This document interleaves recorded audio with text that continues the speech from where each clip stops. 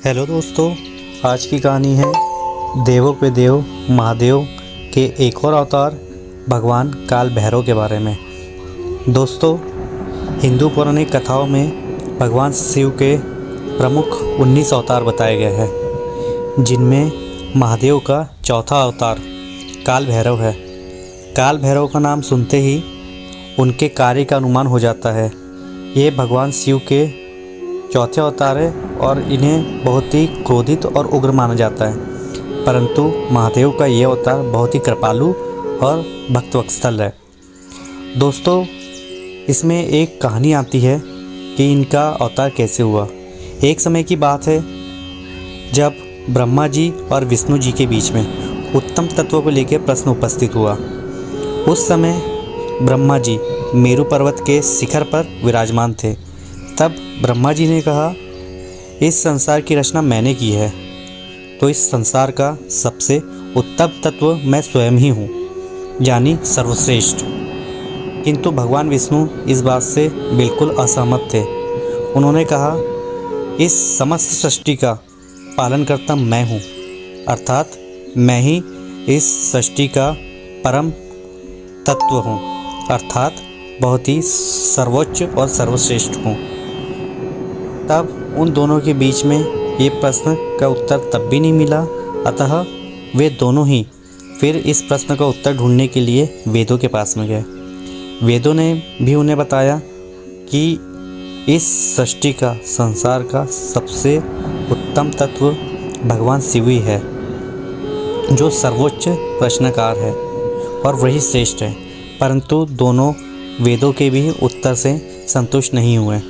तभी उन दोनों के बीच एक ज्योति प्रकट हुई। वह कोई और नहीं, त्रिनेत्र वाले भगवान शिव थे। उनके हाथ में त्रिशूल था, गले में सर्प और माथे पे चंद्र अलंकार था। भगवान शिव को देखकर ब्रह्मा जी को और क्रोध आ गया और उन्होंने तिरस्कार युक्त वचन में भगवान शिव का आवाहन किया और महादेव के मस्तक पर विराजमान चंद्र से कहा, तुम मेरे पुत्र हो और मेरी शरण में आ जाओ। ब्रह्मा जी की ऐसी अहंकारी बातें सुनकर भगवान शिव को बहुत ही क्रोध आया और उनके क्रोध से कंपायमान होके विशाल दंडाधिकारी एक पुंज प्रकट हुआ। उसमें एक काल पुरुष दिखाई पड़ा जो महादेव का रौद्र रूप था और इस तरह भगवान भैरव की उत्पत्ति हुई। काल भैरव ने अपनी उंगली के नाखून से पंचमुखी ब्रह्मा जी के सिर को धड़ से अलग कर दिया। इससे पूर्व दोस्तों, ब्रह्मा जी के 5 सिर हुआ करते थे, 4 दिशाओं की ओर 4 सिर और आकाश की ओर 5वां सिर। भगवान भैरव ने आकाश की तरफ जो सिर था उसे काटा था और उनके इस प्रहार से उन्हें ब्रह्महत्या का पाप लग गया। तब ब्रह्महत्या से मुक्ति के लिए भगवान शिव ने भैरव को सभी तीर्थों के दर्शन करने को कहा। तब काल भैरव ने एक हाथ में ब्रह्मा जी का कटा हुआ सिर लिया और बारी बारी से सभी तीर्थों के दर्शन किए और नदियों में स्नान किया। फिर भी उनको ब्रह्महत्या के पाप से मुक्ति नहीं मिले। तब वे काशी पहुँचे और उन्हें ब्रह्महत्या से वहाँ पे मुक्ति मिल गई। उनके हाथ से ब्रह्मा जी का 5वां सिर जमीन पर गिर पड़ा और उस जगह को आज हम कहते हैं कपाल मोचन तीर्थ।